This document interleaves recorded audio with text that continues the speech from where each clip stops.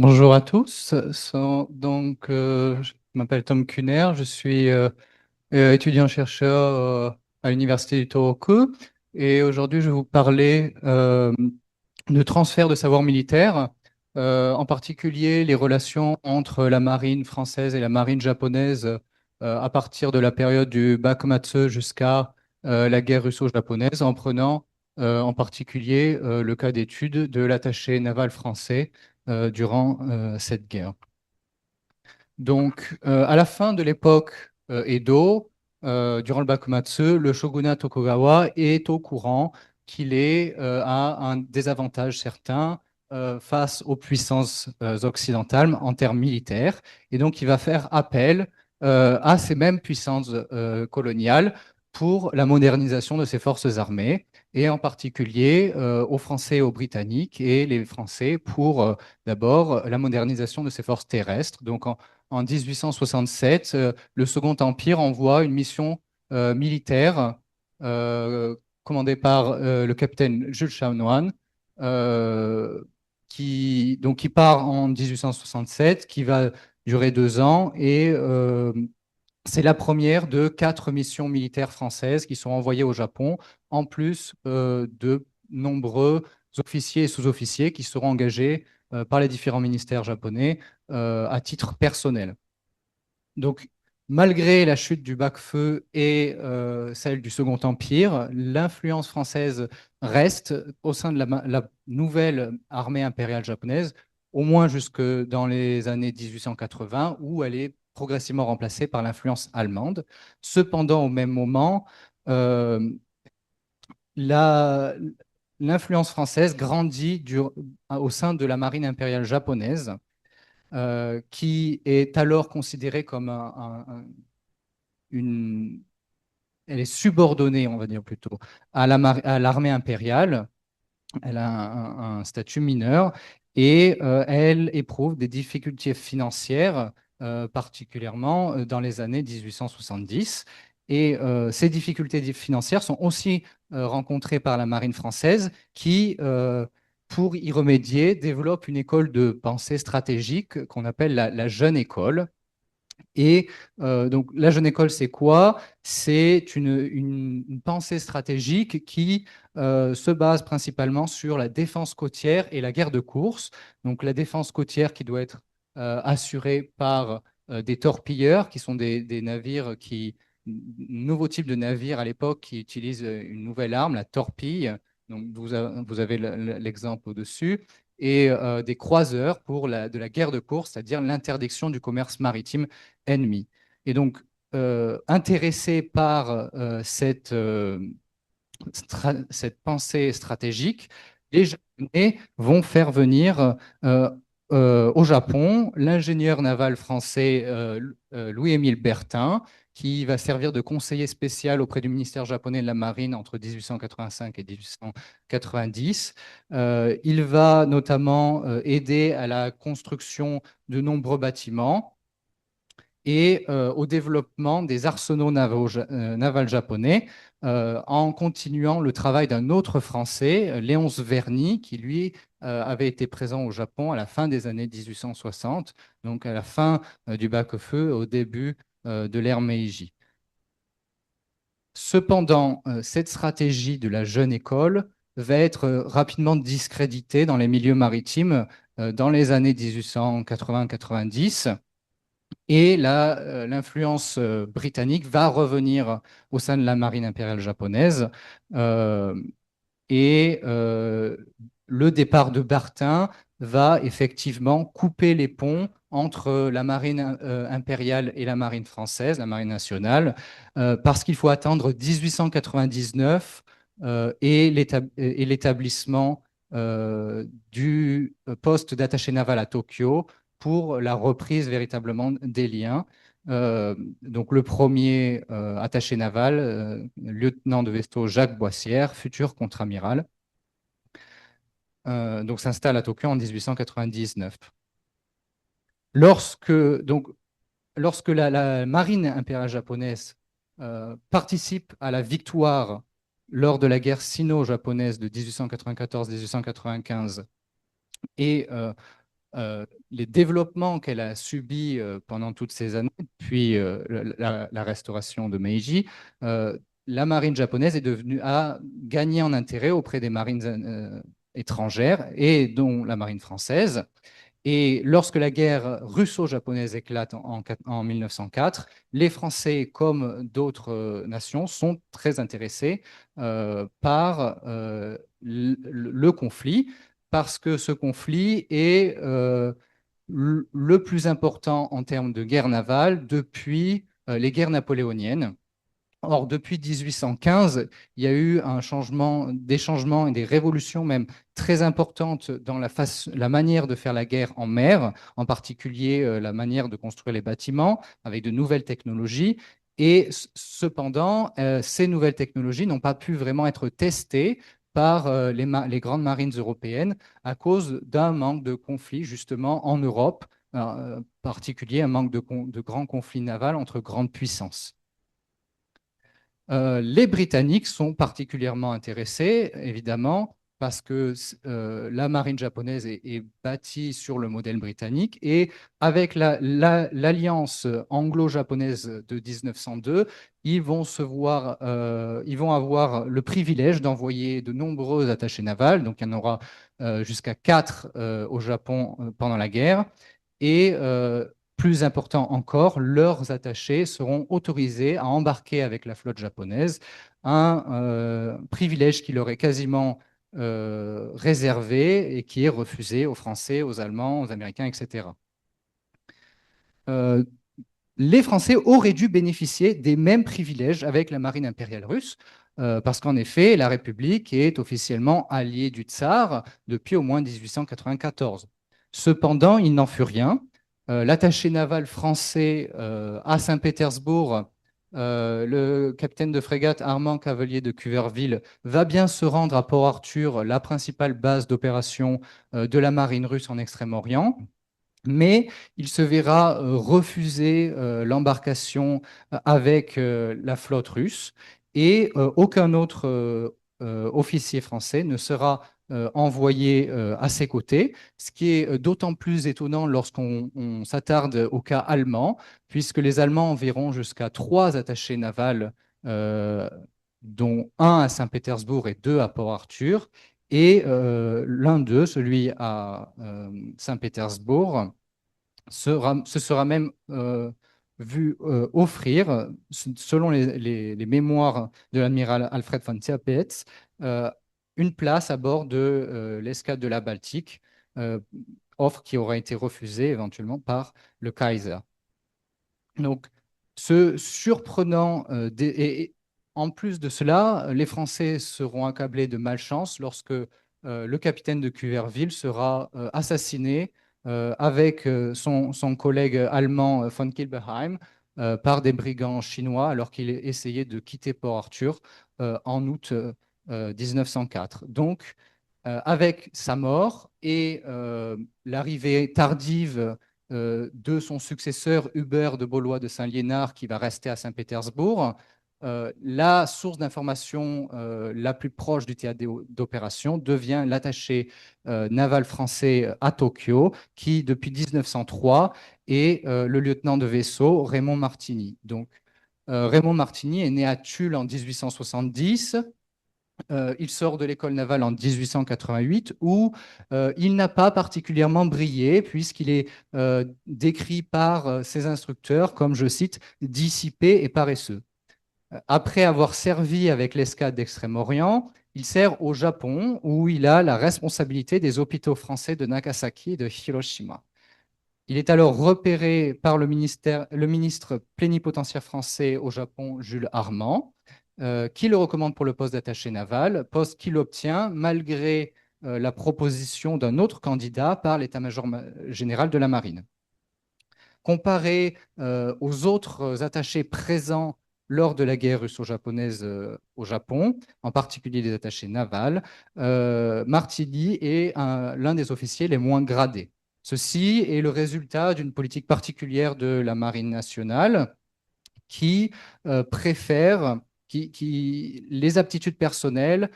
au grade lorsqu'elle attribue les postes d'attaché naval. Donc, aptitude personnelle, ça peut aller de savoir technique, connaissance d'une langue étrangère, talent de diplomate, mais aussi, et surtout à cette époque, fortune personnelle, parce que, en effet, les attachés, comme les diplomates, sont censés vivre au sein de la haute société, souvent aristocratique des pays où ils sont envoyés, et c'est quelque chose qu'ils ne peuvent pas faire avec leur simple salaire d'officier subalterne. Donc, c'est évidemment le cas pour nos deux officiers en Russie. Donc, Armand est le fils de l'amiral et sénateur Jules Cavelier de Cuverville et le lieutenant Hubert est marquis de Baulois de Saint-Liénard. Pour Martini, qui est le fils d'un superintendant de l'armée, c'est avant tout sa connaissance du japonais qui joue en sa faveur. Évidemment, la connaissance du japonais a été un atout indéniable pour Martini et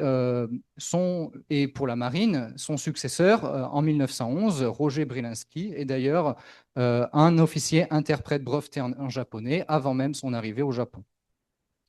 Cependant, durant la guerre, le grade relativement bas de Martini a pu être un désavantage pour lui. D'abord, par rapport à sa position qu'il occupe au sein de la communauté des attachés militaires au Japon. Donc, les attachés militaires et navals de cette période forment une communauté qui est souvent amicale, mais très hiérarchisée, dont les codes sont ceux de l'aristocratie européenne, code dont Martini n'est pas forcément très à l'aise avec et qui, de par son grade, le met de toute façon en bas de l'échelle sociale. De plus, n'ayant jamais servi à des postes de commandement ou en état-major, sa relative inexpérience l'a peut-être découragé d'exprimer des opinions personnelles dans ses rapports, opinions personnelles qu'on trouve beaucoup dans des rapports de quelqu'un comme William Pakenham, qui est le principal attaché naval britannique auprès des Japonais. La timidité des rapports de Martini peut aussi être expliquée euh, par une volonté de ne pas se mettre à dos son chef, le ministre de la Marine, Camille Pelletan.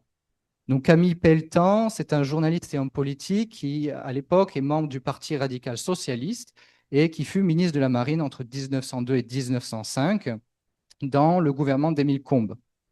Ce n'est pas un connaisseur des affaires de la marine, c'est avant tout un idéologue et fervent soutien de la jeune école, donc cette école de pensée dont je vous ai parlé tout à l'heure, qui en France est véritable père en puissance dans les années 1890 et mais qui reste populaire auprès du public et auprès de personnes de politiques comme Camille Pelletan, parce qu'elle a une couleur politique bien établie, puisqu'elle est décrite par ses partisans comme un mouvement républicain, démocratique et progressiste.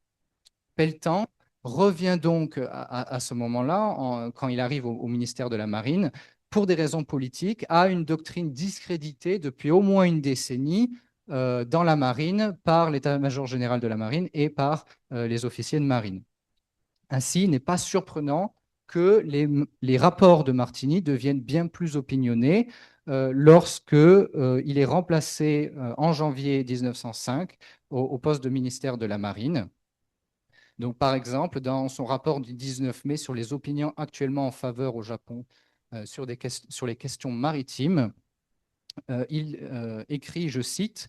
opinion à ce sujet, il n'y a dans les milieux maritimes japonais aucune divergence d'opinion et il ne s'est encore trouvé personne dans ce pays pour soutenir qu'il est possible de rester maître de la mer au moyen des torpilleurs, bateaux-canons, etc., c'est-à-dire la jeune école. Ce qui tient peut-être à ce que la discussion des questions maritimes n'est pas encore entrée dans le domaine public. Les gens techniques seuls, jusqu'à présent, ayant eu voix au chapitre à ce sujet. Fin de citation. Il ajoute ensuite, je cite, l'expérience actuelle, d'ailleurs, n'est pas faite pour procurer des champions à ces idées. Donc, on voit ici très bien que Martini évoque la frustration partagée par de nombreux officiers vis-à-vis des décisions politiques, souvent prises sous pression de l'opinion publique,